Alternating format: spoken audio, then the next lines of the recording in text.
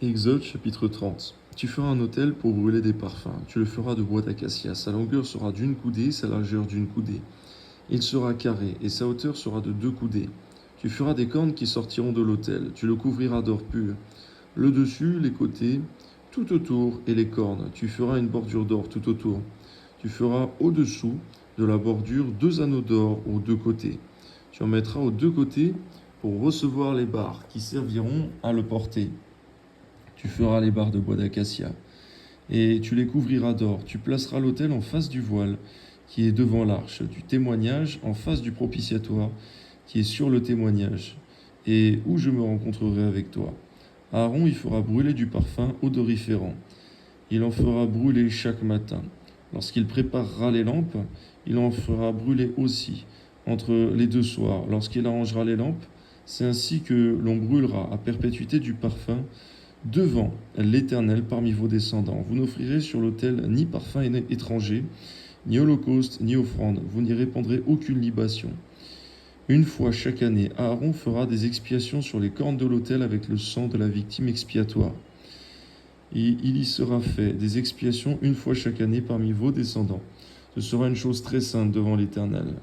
L'Éternel parla à Moïse et dit : lorsque tu compteras les enfants d'Israël pour en faire le dénombrement, chacun d'eux paiera à l'Éternel le rachat de sa personne, afin qu'il ne soit frappé d'aucune plaie lors de ce dénombrement.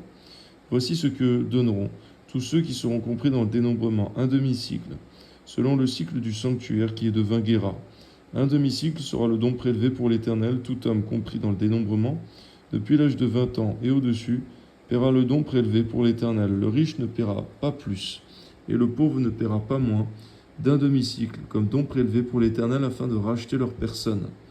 Tu recevras des enfants d'Israël l'argent du rachat, et tu l'appliqueras au travail de la tente d'assignation. Ce sera pour les enfants d'Israël un souvenir devant l'Éternel pour le rachat de leur personne. L'Éternel parla à Moïse et dit : tu feras une cuve d'airain avec sa base d'airain. Pour les ablutions, tu la placeras entre la tente d'assignation et l'autel. Tu y mettras de l'eau, avec laquelle Aaron et ses fils se laveront les mains et les pieds. Lorsqu'ils entreront dans la tente d'assignation, ils se laveront avec cette eau, afin qu'ils ne meurent point.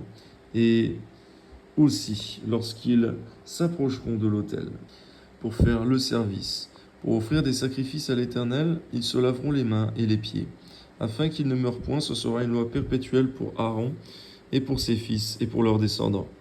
L'Éternel parla à Moïse et dit : prends des meilleurs aromates, 500 cycles de myrrhe, de celles qui coulent d'elles-mêmes, la moitié, soit 250 cycles, de cinnamome aromatique, 250 cycles, de roseau aromatique, 500 cycles de casse, selon le cycle du sanctuaire, et un d'huile d'olive.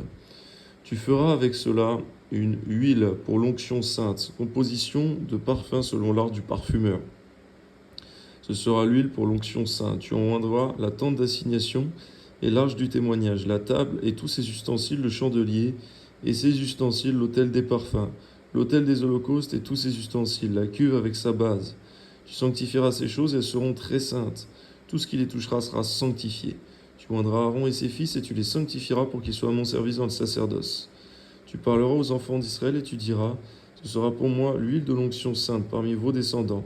On n'en répandra point sur le corps d'un homme, et vous n'en ferez point de semblable, dans les mêmes proportions. Elle est sainte, et vous la regarderez comme sainte.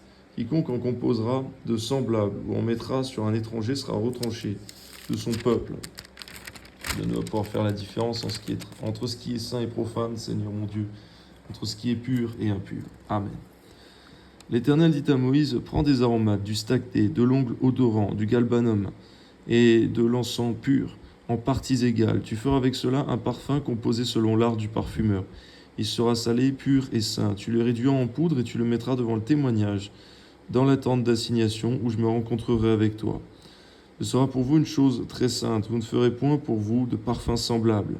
Dans les mêmes proportions, vous le regarderez comme saint et réservé pour l'Éternel. Quiconque en fera de semblable pour le sentir sera retranché de son peuple.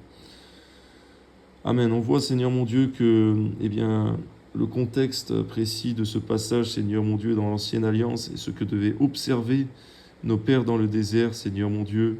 Aujourd'hui, nous ne sommes plus, Seigneur, sous ce régime. Nous sommes sous la nouvelle alliance en Jésus-Christ qui est rentré pour nous dans le tabernacle, à notre place, Seigneur, afin que nous puissions être rachetés, pardonnés, purifiés. dans le nom de Jésus.